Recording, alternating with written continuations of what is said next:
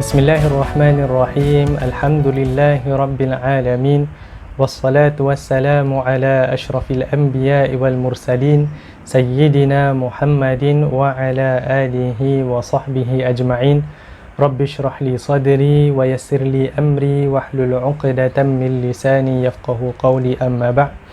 Assalamualaikum warahmatullahi wabarakatuh.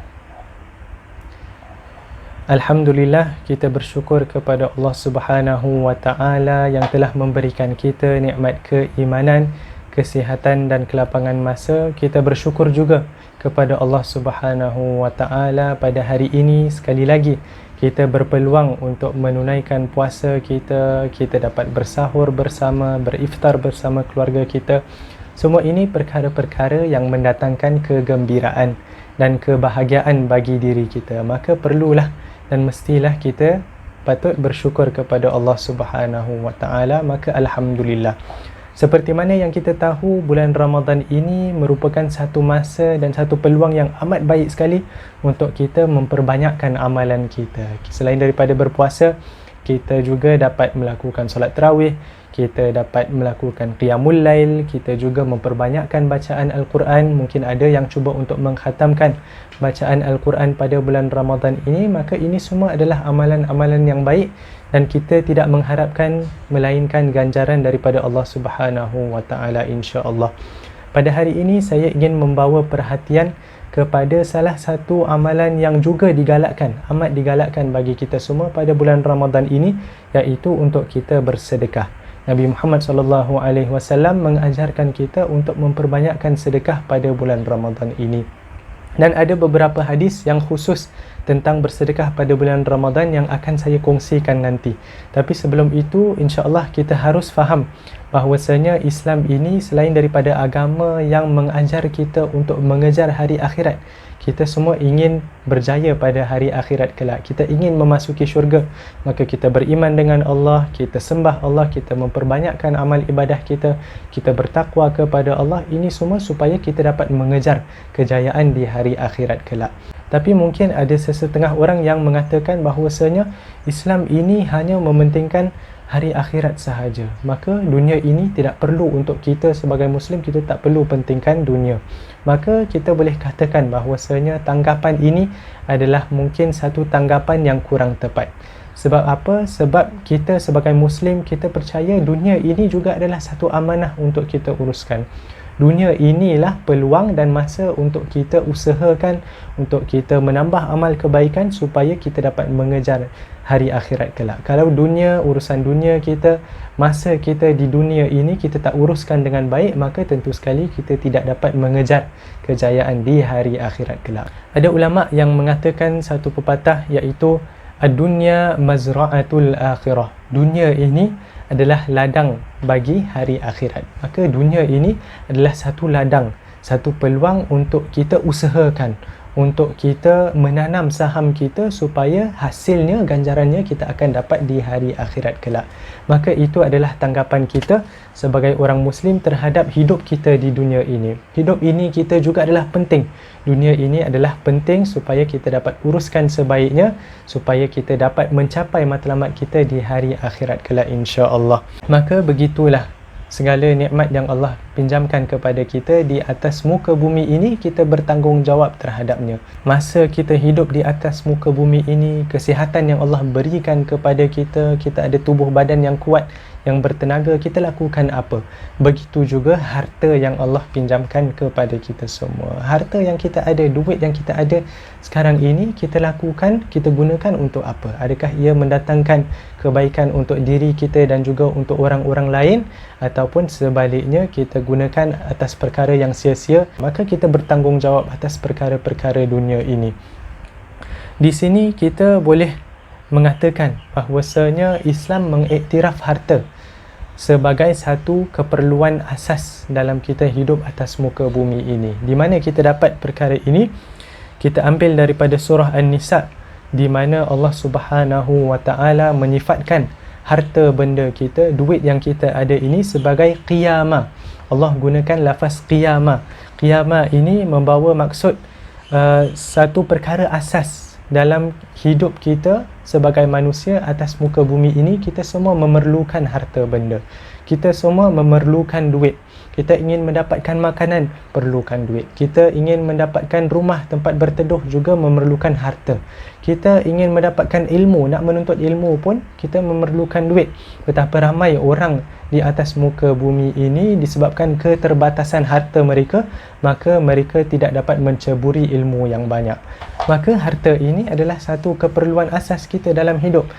Jadi bagi orang yang mengatakan bahawasanya kita sebagai Muslim hanya mengejar akhirat, maka tak perlu fikirkan tentang duit, tak perlu fikirkan tentang harta, maka ini adalah salah satu tanggapan yang kurang tepat.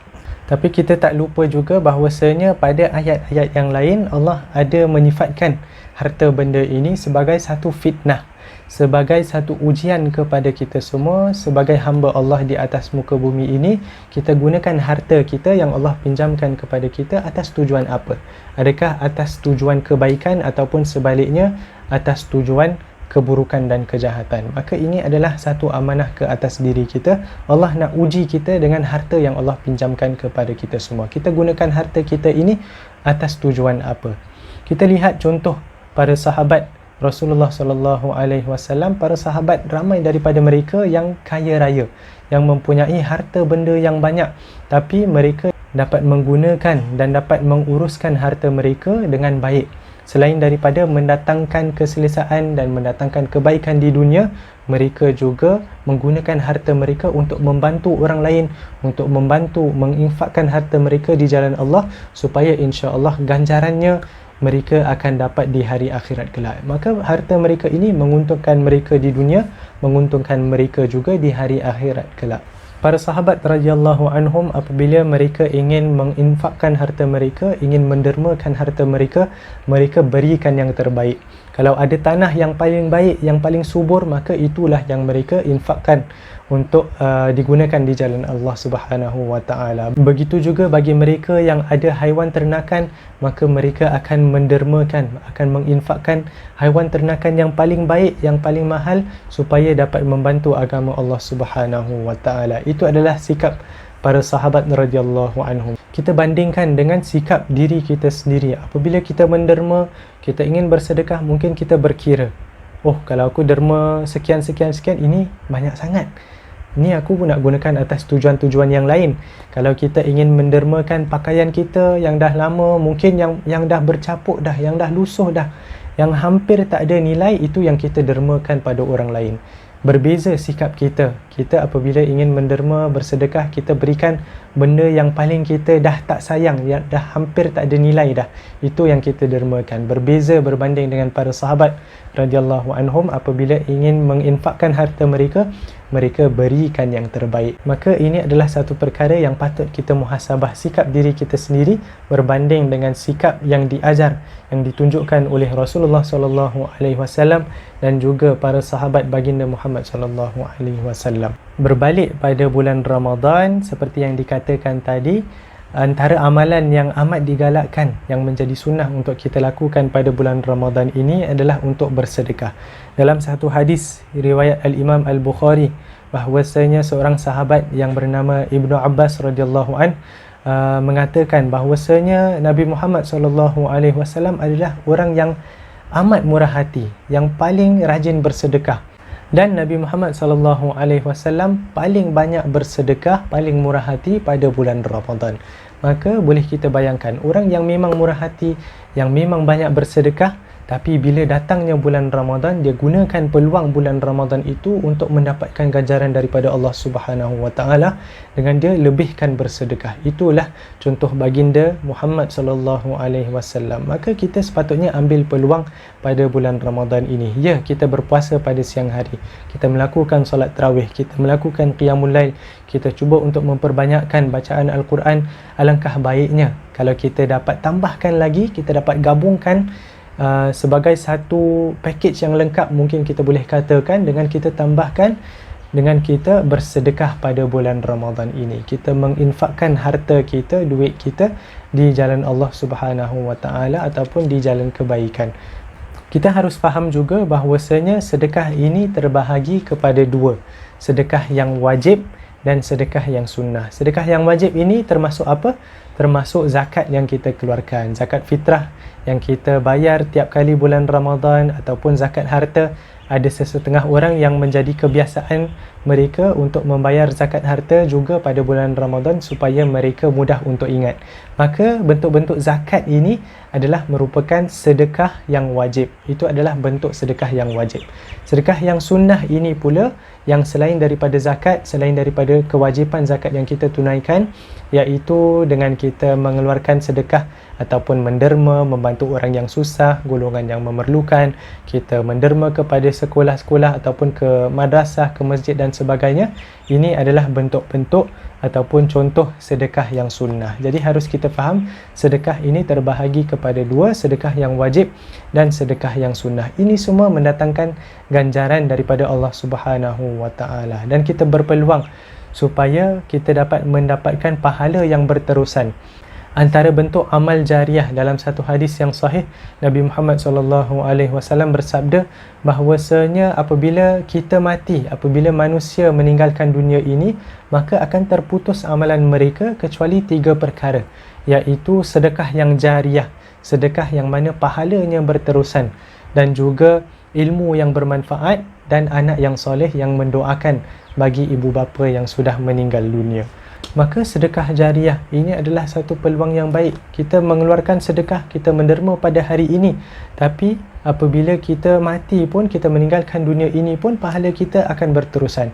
Kita menderma pada hari ini kepada sebuah masjid, tapi mungkin masjid itu akan berdiri selama beratus tahun lamanya, wallahu a'lam bisawab.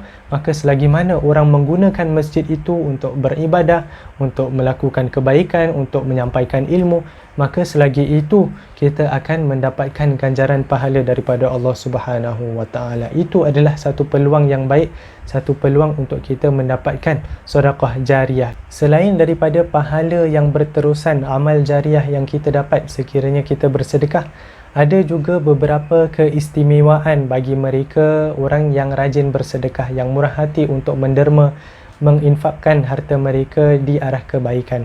Di sini Nabi Muhammad SAW bersabda dalam satu hadis riwayat Muslim, Nabi kata, "Ma naqasat sadaqah min mal." Sedekah itu tidak sesekali akan mengurangkan daripada harta kita. Apabila kita mengeluarkan harta kita untuk bersedekah, sebenarnya harta kita tidak berkurangan menurut Nabi Muhammad SAW. Ya, mungkin secara zahirnya apabila kita keluarkan duit untuk bersedekah, harta kita berkurangan. Tapi kita sebagai Muslim, kita percaya bahawasanya harta yang kita keluarkan itu akan dibalas, akan diberikan ganjaran pahala daripada Allah Subhanahu wa taala berlipat kali ganda. Maka walaupun harta kita mungkin secara zahirnya berkurangan, tapi sebenarnya kita tidak rugi sebab kita mendapatkan pahala yang banyak daripada Allah Subhanahu wa taala. Selain itu, kita juga akan mendapatkan keberkatan daripada Allah Subhanahu wa taala terhadap harta kita. Walaupun harta kita mungkin taklah banyak, kita taklah kaya raya seperti orang lain yang kita lihat, tapi insya-Allah dengan keberkatan yang Allah berikan kepada harta kita, apa yang kita ada, apa yang Allah berikan kepada kita, kita akan sentiasa rasa cukup dan insya-Allah akan melebihi keperluan kita. Itu adalah yang kita percayai daripada keberkatan yang diberikan Allah Subhanahu wa taala. Maka kita sebagai Muslim, kita percaya apabila kita mengeluarkan harta kita untuk bersedekah, harta kita tak berkurangan, ataupun kita boleh faham kita tidak akan rugi sekiranya kita mengeluarkan harta kita untuk bersedekah.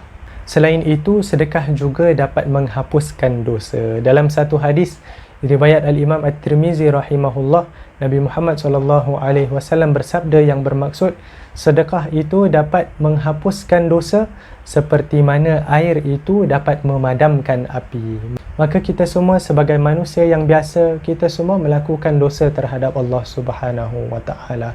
Maka macam mana kita nak menghapuskan dosa yang ada pada diri kita? Dosa ini ibarat api yang membakar diri kita. Macam mana kita nak menghapuskan api dosa yang ada pada diri kita? Salah satu caranya adalah dengan kita mengeluarkan sedekah. Seperti mana yang diajar oleh Nabi Muhammad SAW, sedekah ini insya-Allah dapat menghapuskan dosa-dosa kita seperti mana air dapat memadamkan api. Itu adalah salah satu kelebihan sedekah. Maka ini adalah satu peringatan bagi kita semua. Harta yang kita ada pada hari ini bukanlah tak penting. Penting supaya kita dapat hidup dengan selesa atas muka bumi ini. Tapi kita sebagai Muslim, kita percaya bahawasanya harta yang Allah pinjamkan kepada kita bukanlah untuk mendatangkan kesenangan untuk kita di dunia ini sahaja, tapi juga supaya kita dapat membantu orang lain. Dan apabila kita membantu orang lain, kita belanjakan ke arah kebaikan, kita juga akan mendapat balasannya, kita akan mendapat kebaikan di hari akhirat kelak. Wallahu a'lam bissawab. Moga Allah terima segala amal ibadah yang kita lakukan pada bulan Ramadan ini. Allah menjadikan kita hamba-hamba yang beriman, yang bertakwa terhadapnya, dan Allah juga menjadikan kita hamba-hambanya yang murah hati supaya kita boleh mendapatkan ganjaran daripada Allah Subhanahu wa taala di hari akhirat kelak insya-Allah. Wallahu a'lam bissawab. Subhanakallahumma wa bihamdika asyhadu an la ilaha illa ant astaghfiruka wa atubu ilaih. Wassalamualaikum warahmatullahi wabarakatuh.